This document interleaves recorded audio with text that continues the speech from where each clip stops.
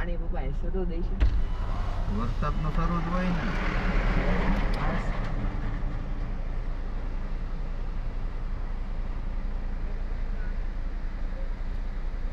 મિત્રો આને ઝરણા કહેવાય. તમે કાઠિયાવાડ આવ્યા હોય તો ખબર હોય.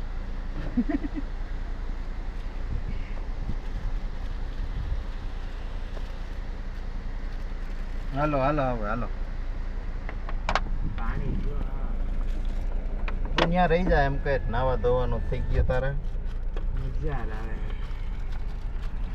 ક્યારેક આપણે આખું આવો ખાલી હોય ને ત્યારે મિત્રો આ 56 નંબરનો હાઈવે છે